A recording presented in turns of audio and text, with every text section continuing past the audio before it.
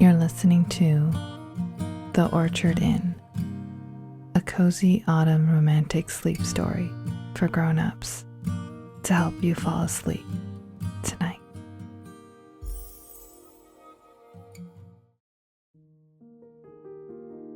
It's a beautiful autumn morning. The trees lining the avenue have that yellow and a touch of orange and red coming through, painting the world in warm colors. I opened the passenger car window for a minute, and the air that rushed in was fresh and invigorating, smelling faintly of freshly fallen leaves, the rich scent of brewing coffee, and a hint of late blooming marigolds. The skies are clear with a few dustings of white clouds, and the chill in the air is comforting, the kind that requires you to wear an extra layer. This was the perfect day for my light gray cashmere sweater, the one he always runs his hand over when we're on the couch.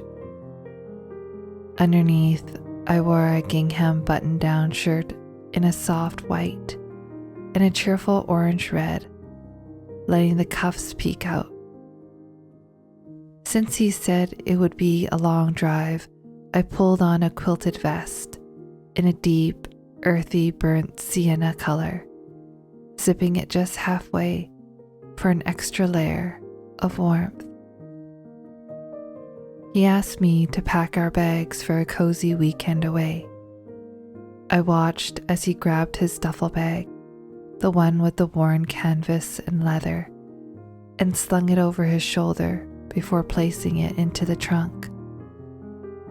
5 years of life together, the last year as husband and wife, have settled us into an easy, comforting rhythm here in this apartment. This small escape feels long overdue. Lately, though, I'd been feeling a hollowed out ache.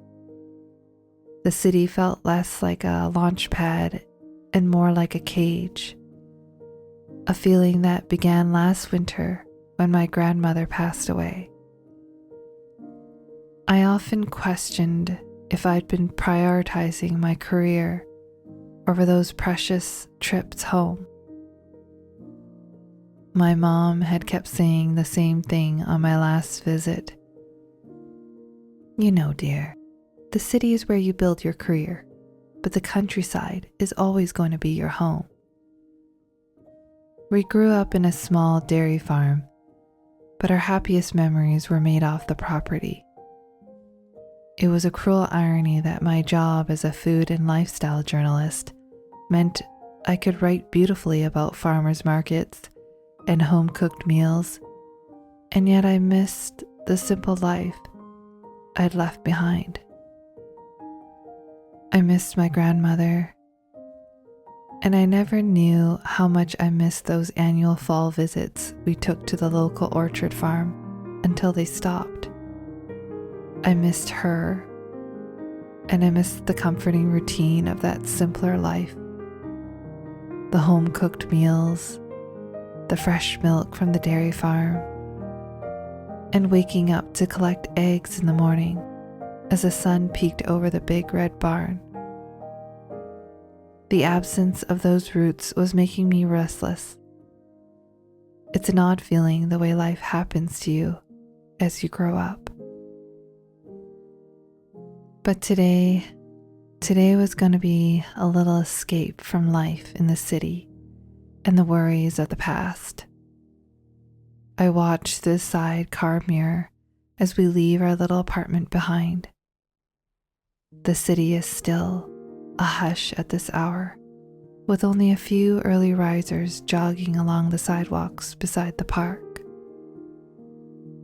We pass a small plaza edged by tall, narrow townhouses, all facing a stretch of quiet, dark water that runs alongside the road. The air is quiet, and the autumn colors are almost glowing. The leaves, a thick, brilliant carpet of gold, Ochre and rust clung to the wet asphalt, still dark and glistening from last night's gentle rainfall. The streetlights throw long, soft halos onto the slick road. Josh pulls into the station, begins filling the car with gas, checking the tires, and wipes the windows down. He always does that. That careful attention to every detail, that steady routine settles my shoulders and lets me know everything will be okay, exactly as planned. It's something I've grown to love about him. He's so reliable and he has that calm nature that always makes me feel safe and comforted by his presence.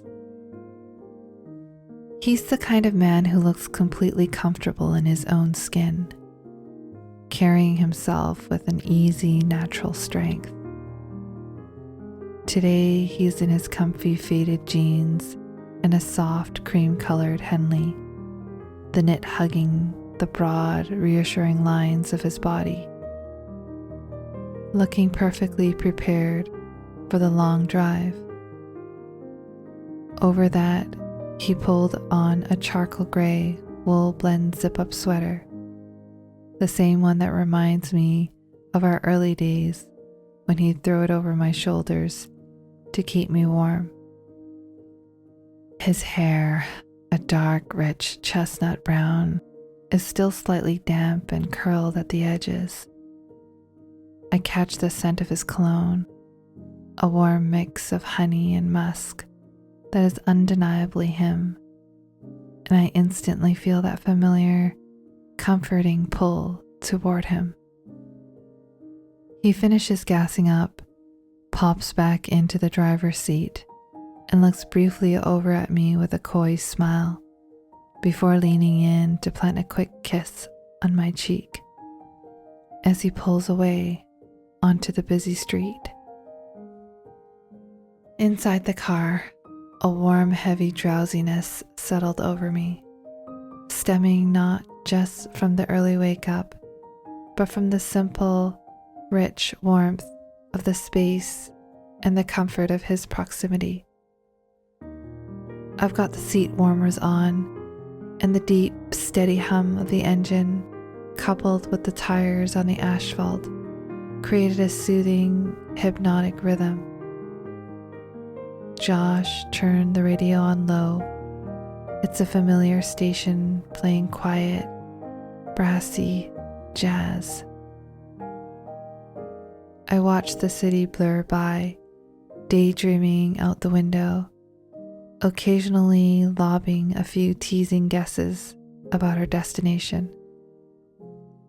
Within a few minutes, he's slowing down and pulling into a small, quiet corner. I look up, and the sight of the ivory-covered brick sends a quick jolt of recognition. This must be the golden hour. The car idles softly while Josh parks next to the charming building, nestled beside a small, tree-lined canal. I watch, tucked into my warm vest, as he walks toward the entrance. He goes into the shop only to come back a few moments later with 2 tall cups of steamy hot coffee. He places one on the car roof, leans in and smiles. "A little something for the road," he murmurs. I take a deep sniff of the coffee's dark roast and cinnamon. Etched into the velvety foam on top, a perfect piece of latte art captures the scene. A tiny, delicate autumn leaf floating above the curve of a tiny bridge. "You even got them to do the bridge," I whisper. He just winks, grabs his cup, and settles back into the driver's seat. He takes a sip of the warm coffee, places it into the cup holder, and then reaches to hold my hand. "Love you," I say as we head out onto the open road. He pulls my hand gently to his lips and plants a warm kiss on the back of my hand. For the next few hours, the road stretched onward. We were truly out now, leaving the flat plains for the rolling hills. The highway began to curve and climb, pushing us deeper into the mountain landscape. The hillsides were ablaze with dense, fiery color, and the world grew quiet, except for the rhythmic swish of the tires. My eyes slowly closed as the blur of autumn colors passed by. I awoke as we pulled onto a gravel path, causing the tires to emit that familiar crunching sound. Josh shifts the car into park. My eyes adjust to the scene in front of me. A dense wooden path leading into a towering forest. The air feels instantly mountain fresh and cool. We head into the short trail, following a dirt path. After only a minute or two of walking, the wood opens up and the path stops at a spectacular view. We stand on a simple wooden dock, 4 dark Adirondack chairs waiting for us, perfectly angled toward the lake. Across the still water, the forested hillside is a bonfire of autumn color, with towering maples bleeding shades of crimson and gold into the reflection. The air here is cleaner, and the only sounds are the gentle whisper of the wind through the pines and the soft lapping of water against the dock pilings. A perfect harmony of nature. Josh unpacks a cooler, sandwiches, a small bottle of chilled sparkling apple juice, and some cozy baked goods. The perfect halfway point to our destination, he says. Halfway to where? I ask, knowing I'm asking a rhetorical question because Josh isn't going to give an inch. He just smiles. We settle into the chairs for a minute, both of us just staring out at the view. I slip out of my own seat and walk over to his, settling easily onto his lap. He wraps his arms around me, pulling me in for a long, slow kiss, the kind that always makes my heart settle. His lips are warm and soft, like a cozy sweater on an autumn day, and I can feel the faint, familiar scrape of stubble against my face as we kiss. But even as we pull apart, I can't help but notice Josh pulling out his phone and quickly scanning a document. I tease him about not being able to let go of work obligations even during our romantic weekend away. He gives me another coy smile, but doesn't elaborate on my joke. Instead, there's an almost unconvincing furrow in his brow. A flicker of concentration that makes me feel like he has more on his mind than he wants to share. We observe the view slightly longer, admiring how the still, clear water reflects the rich autumn colors like a living painting. The reflected trees swing gently as the water laps against the dock. We enjoy one last moment as we stand together on the dock. I run my hands under his vest, finding the warm, solid expanse of his back before looking up for a kiss. He meets my gaze and then pulls me in, and the kiss quickly deepens into the familiar warmth of our bodies. I can feel his strong hands cupping the curves of my body as our kiss deepens. He chuckles softly into the kiss. Whoa, whoa, whoa. Let's leave some fun for the final destination. Let's not get too carried away, he murmurs playfully. I smiled, claiming one last possessive kiss before giving his lower lip a gentle tug. With a satisfied sigh, I stretched my legs and got ready to leave. As we passed through a long stretch of highway, I drift in and out of sleep. I vaguely recall us pulling over and Josh stepping out to stretch his legs. When he returned, I felt the plush weight of a soft blanket settle over my shoulders. A final, deliberate touch of comfort. He gently tucked a loose strand of hair behind my ear and planted a soft kiss on my forehead. All I know is that I could love this man forever. After a long nap, I slowly awakened as the road narrowed, becoming a winding country lane. The air grew cooler, carrying the faint, sweet scent of distant wood smoke and ripe apples. The sun, sinking low in the western sky, cast a breathtaking glow. Its light, a molten gold, streamed through the thinning canopy, turning the entire drive into a tunnel of shimmering, warm color. I held my breath, the anticipation mounting.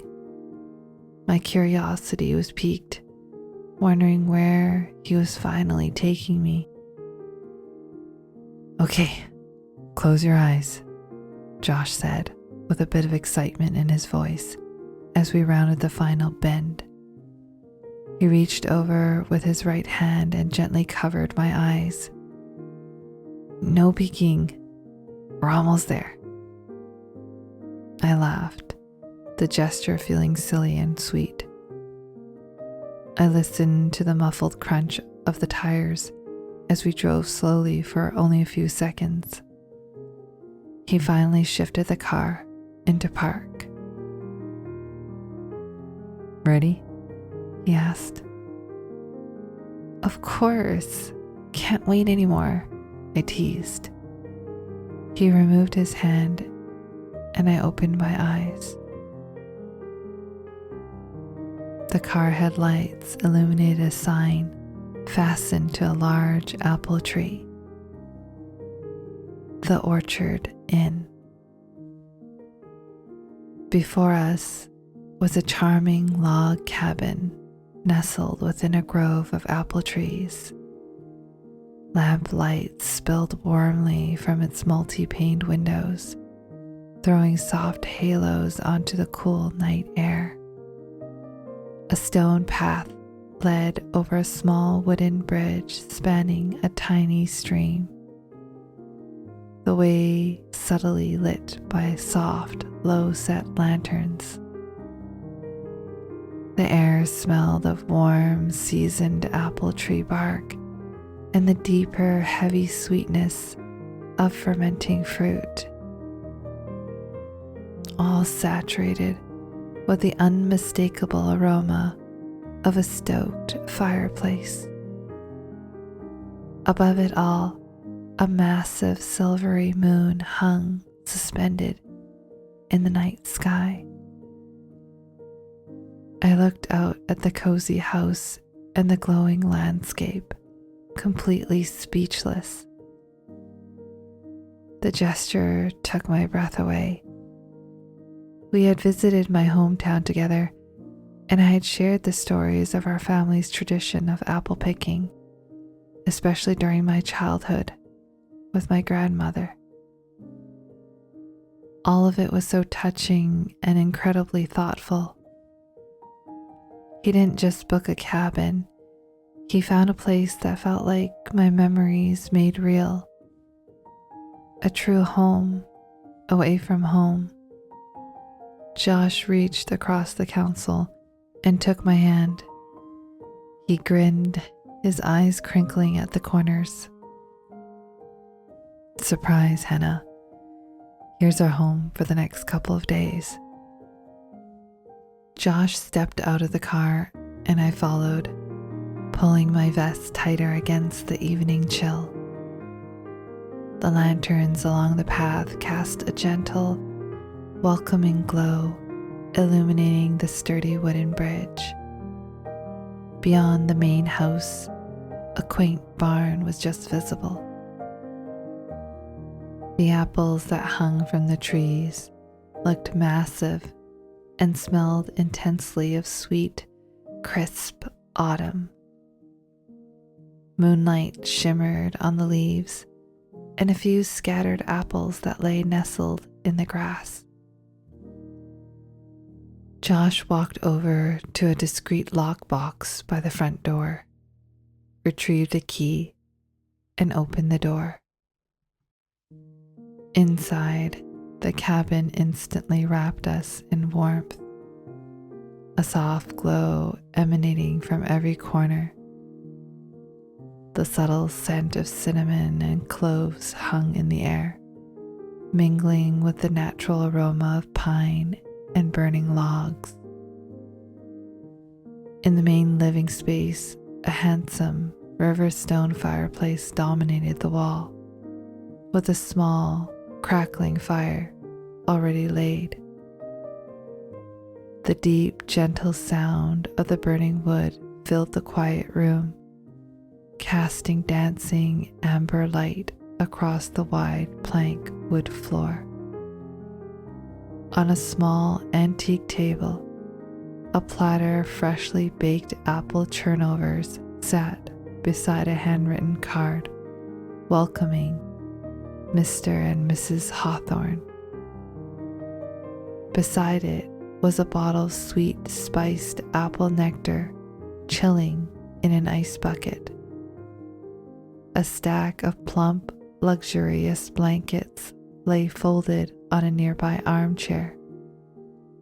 The bed, visible just around the corner, was perfectly made with crisp white linens and a thick, inviting duvet quilt stitched with a massive apple tree design, bringing all the rich colors of fall into the cozy cabin.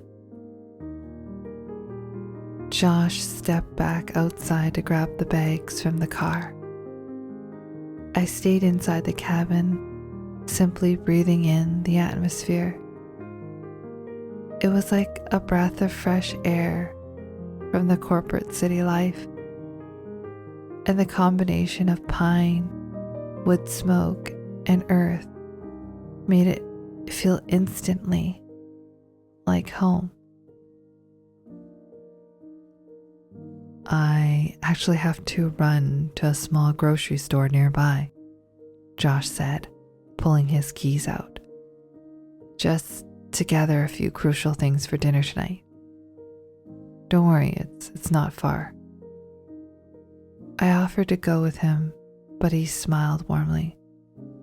No, you stay here. Unpack, relax. I won't be long. He pulled out onto the road before I could ask what crucial things was, leaving me alone with my thoughts. A sinking pit formed in my stomach as I felt a deep, immediate desire. The weekend had just started, but it would end in just a matter of days, and we'd be back to our lives in the busy city. I meandered across the room toward the dining area, drawn to the massive table that dominated the space. It was built from dark, richly oiled oak, its surface visibly etched with the history of the wood. It looked like the beautiful cross-section of an ancient, sturdy tree. On the center of the table was a small cream-colored note tucked beneath a heavy, ornate salt cellar filled with local honey. I picked it up and read the elegant script. Welcome to the Orchard Inn. There's an old saying here. The best days start with woodsmoke and end with a full heart. We hope you take all the time you need. Whether you decide to bake a classic apple pie or simply curl up by the fire, make this your home away from home. I smiled, carefully folding the note and tucking into the pocket of my vest. Unable to simply stand still, I meandered back outside. I stepped off the porch and onto a gravel path that crunched softly under my boots. The moonlight illuminated the sheer size of the farm. It was vast, the rows of trees seeming to stretch endlessly into the night. The orchard wasn't just filled with simple red apples. The varieties were amazing. I could make out the dark, velvety outlines of what looked like tart Granny Smiths and the round, glowing shapes of deep red gala or Honeycrisp, heavy on the branches. It was a kaleidoscope of textures and colors, even in the darkness. I paused by the porch and grabbed one of the empty wicker baskets resting there. As I strolled down the path, a deep wave of nostalgia washed over me, and I felt like a child again. I was instantly reliving those cherished memories of apple picking with my grandmother. I could almost hear her voice telling me which ones to pick and why, and asking if I'd come over and bake an apple pie like we always did. I heard my brothers and sisters fighting for the ladder, and my mom and dad calling out to us to wait for them. I reached up to a branch that hung low and heavy. The air was cool against my skin as I gently twisted a perfect crimson apple from its stem. It was massive, cold, and wonderfully smooth beneath my fingertips. I didn't even put it in the basket. Instead, I lifted the hem of my thick, soft cashmere sweater and gave the apple a vigorous rub, polishing its skin to a brilliant sheen. The scent was a burst of fresh, intense sweetness that told me everything I needed to know. I brought it to my lips and took a huge, crisp bite. The sound was sharp, satisfying crack in the quiet orchard. A rush of cold juice flooded my mouth, a taste that was simultaneously tart and honeyed, a perfect, earthy balance that made my eyes close in simple pleasure. It tasted like sunshine and morning dew, like all the best memories of my childhood rolled into one sweet, fleeting moment. I picked another too, just for the pure, simple satisfaction of it. This small, quiet act was already more restorative than any city vacation. When Josh returned, the cabin's silence was broken only by the crackling rhythm of the fire and our soft movements. He knelt before the river stone fireplace and carefully fed the logs, stoking the fire until the dancing flames filled the room with a brighter, steadier light. I, meanwhile, slowly unpacked our things and looked through the food supplies Josh had thoughtfully brought back to the cabin. We decided to cook together. Josh sliced the fresh baguette, and I gathered ingredients to make a simple, comforting French onion soup, the kind that warms you up from the inside out and practically requires 2 people to stir and tend the pot, our shoulders brushing in the cozy kitchen space. As we cooked, Josh would occasionally stop to wrap his arms around me from behind, planting a quick kiss right beside my ear. The rich aroma of caramelized onions and butter soon mingled with the pine and wood smoke, filling the cabin with a delicious scent of home-cooked country comfort. Despite the warmth of the hearth and the meal, we were too excited to settle completely. I want to see the orchard again. Can we step outside for a bit? I asked. Josh grinned. You read my mind. Grab your thickest blanket. We stepped out into the crisp, quiet night.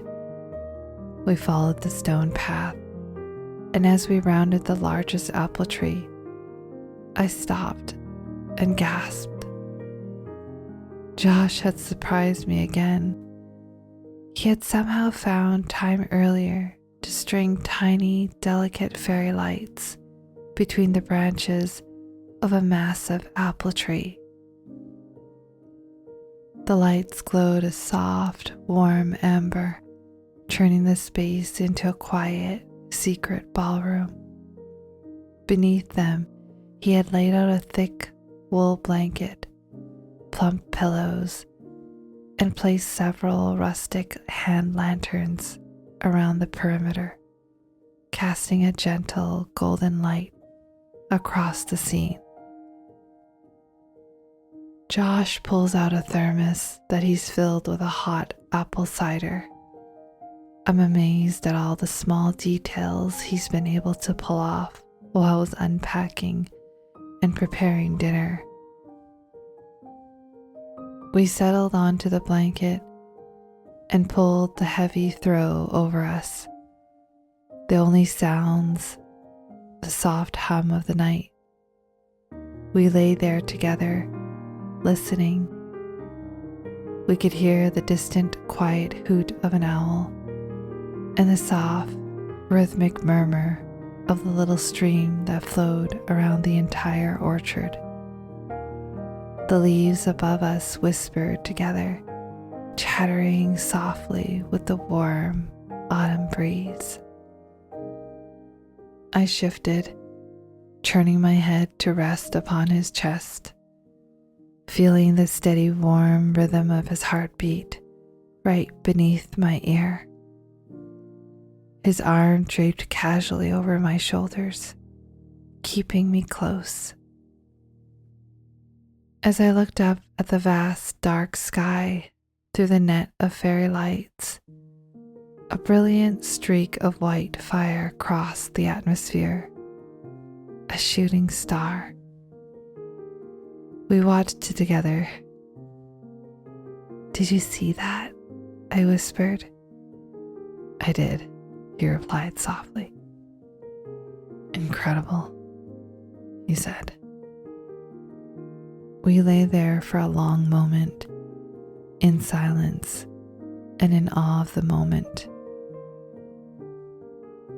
The magic of the sky and the closeness, cuddling in each other's arms under the blanket, quickly led to one thing. I traced slow circles on his chest, feeling him inhale my scent at the top of my head. He tightened his hold, churning my chin with his finger, his eyes warm and dark in the soft amber light. He kissed me, and the tenderness that had defined the day quickly deepened, becoming urgent as he rolled onto his side to face me. The coolness of the air outside the blanket only served to intensify the heat we generated within the soft, private space. His hands found the sides of my face, and all we could hear was the soft sounds of our lips as we kissed. The day had slipped by, and now that we had had this moment together, with nothing and no one to stop us, we let ourselves go completely. Slowly, we found our way fully under the blankets, our eyes closed. I intensified my desire for him, pressing deeper into each kiss to let him know without words what I wanted. We let our hands find each other as we had done this 1,000 times before. He knew all the places I wanted to be touched, and I knew every position he wanted. We kept each other warm against the coolness of the night, while the fairy lights felt like a cozy cocoon, a warm barrier in the darkness that wrapped us in an effortless romance. It wasn't until the air grew significantly chilly and the dew began to settle, cooling our cheeks, that we finally stirred.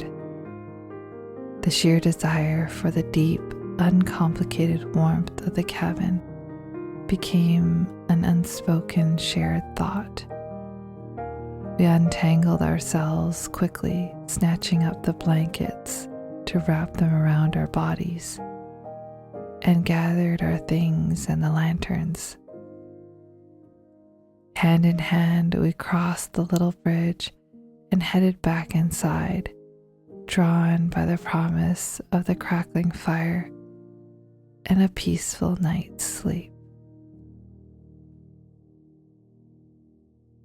The next morning, we woke slowly to the sound of the crackling fire and the remnants of yesterday's French onion soup.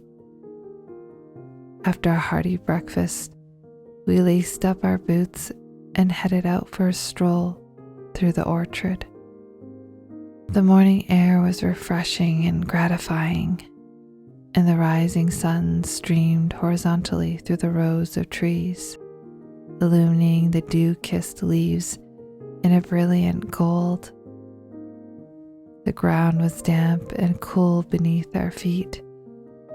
We walked hand in hand, the vastness of the farm surrounding us in a comforting silence.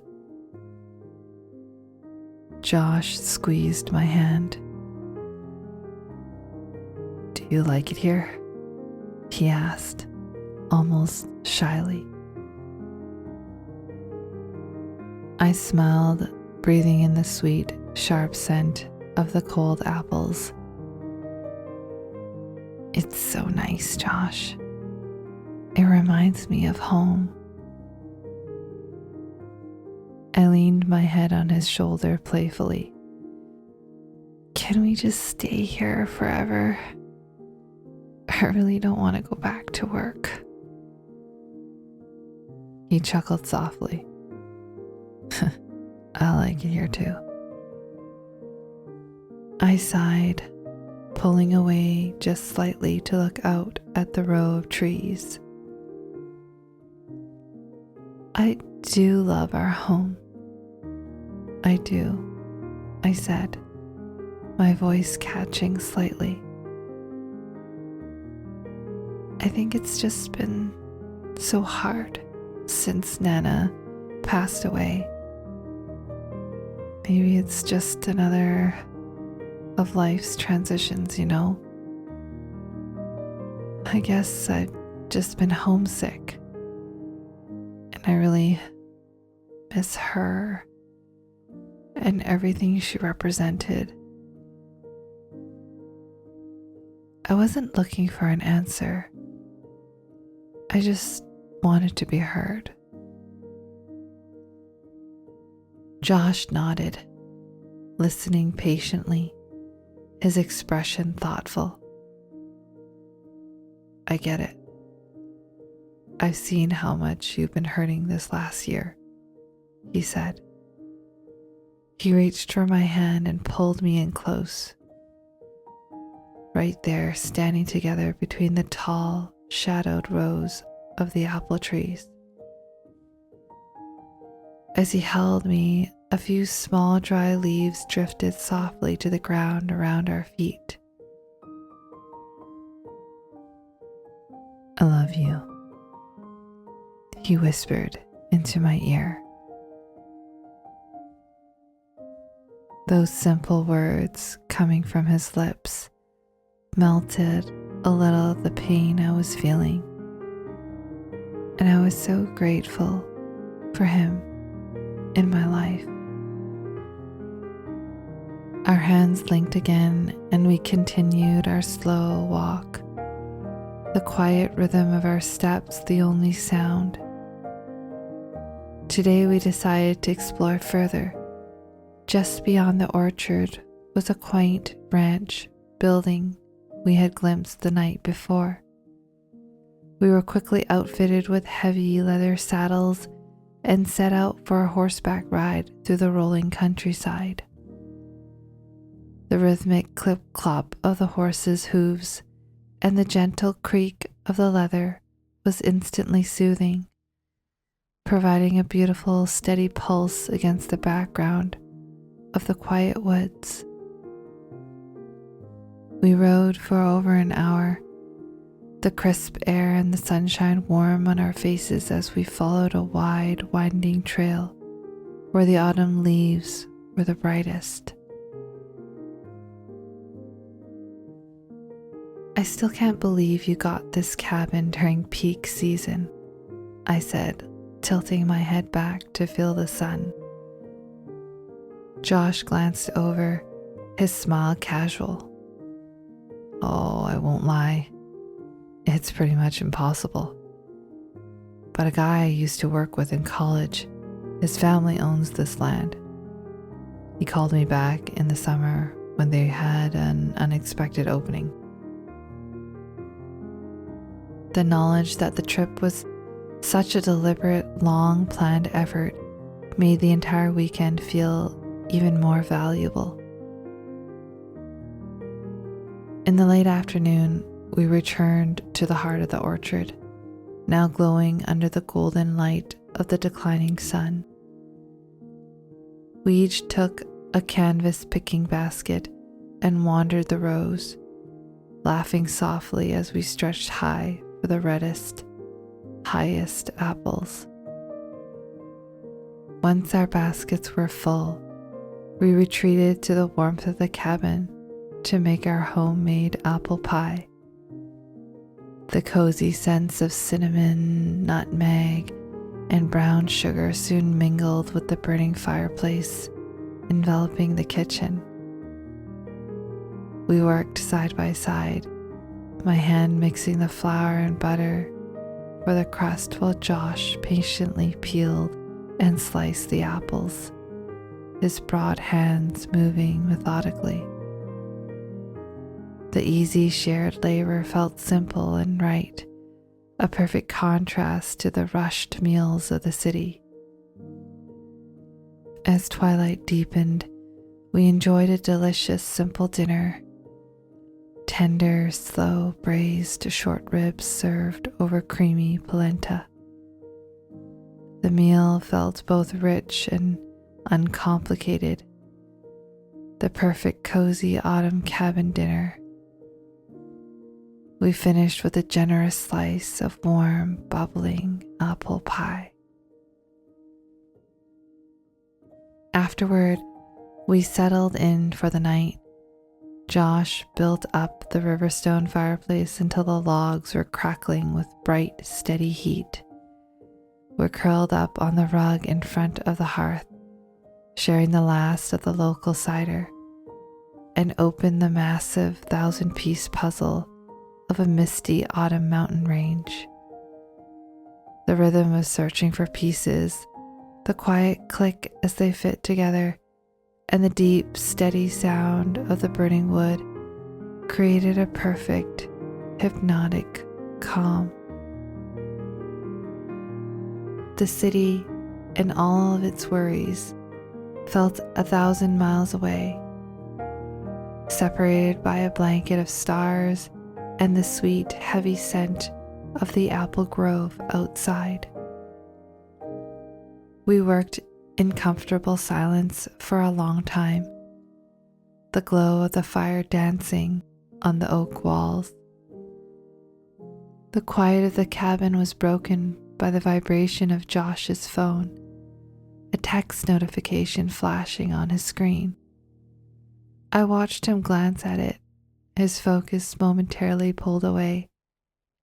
He put down the puzzle piece in his hand, leaving a significant gap in the border, then sat up.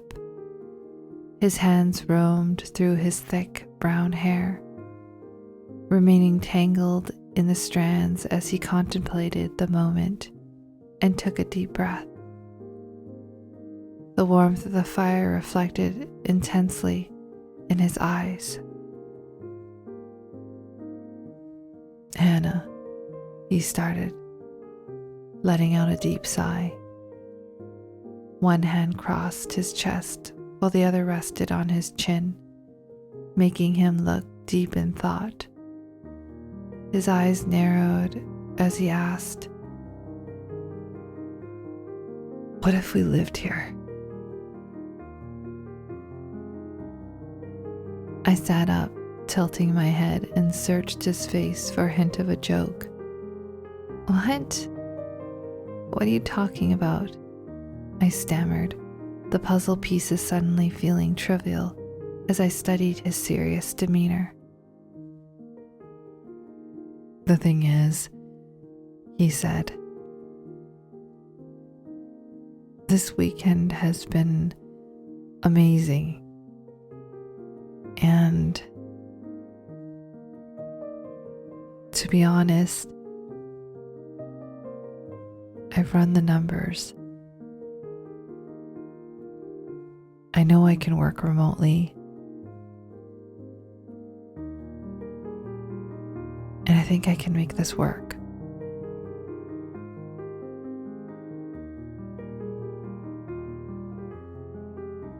He reached for his worn leather messenger bag he'd set discreetly near the hearth.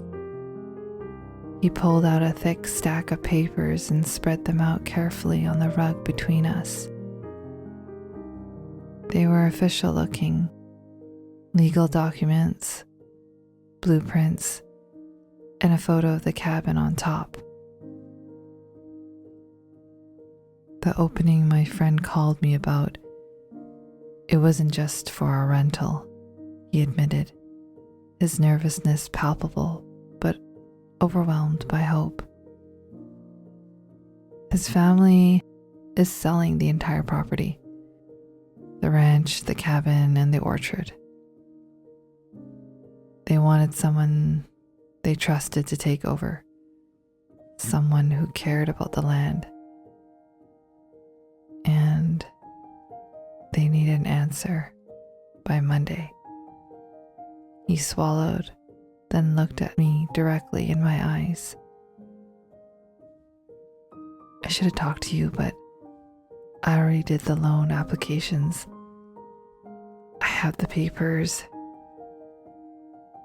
If we want to do this, Hannah, we can buy this place. We can make the orchard inn our home." My mind raced. The cabin, the vast orchard, the peace, the work, the simplicity. This was the life I had romanticized for 2 days, laid bare and possible right on the floor. Tears blurred my vision, not of confusion, but of perfect clarity. I gripped the edge of the official-looking papers, my heart overflowing. I knew my answer, but before I could give it, a deeper truth, the whole truth, pushed its way out. "Josh," I whispered, the secret, a joyful burden, finally lifted. I love this idea, but there's something else I have to tell you first. I looked at the incredible man who had spent months plotting the perfect life-changing moment for me, tears streaming freely down my cheeks. "I took a test just before we left for the weekend," I confessed, my voice thick with emotion and excitement. "I was waiting for the perfect moment to surprise you." I looked deeply at the man who was my husband, my best friend, and now the father of my child. With a deep breath, I answered, "I think this would be the perfect place to call home and to have our family." Josh's eyes widened, the shock registering slowly before a huge, silent grin spread across his face. He shook his head in disbelief, his mouth widening without words to fill it. He let out a profound, joyous laugh that was a half sob. He didn't ask again. He just kissed me, a long, deep kiss that tasted of sweet, spiced nectar and woodsmoke and every beautiful thing the future held. We spent the next couple of hours curled on the rug, flipping through the legal documents and discussing all the hopes and dreams our new home could bring us. Once we confirmed the final details and signed the necessary paperwork, we simply settled back down. The fire slowly faded to deep red embers as we lay close, quietly discussing and planning our life together. The cozy cabin nestled in the heart of the Orchard Inn wrapped us in warmth. We fell asleep together in the quiet light and the hushed nightfall, dreaming of the beginning of a new chapter as the new owners and as new parents.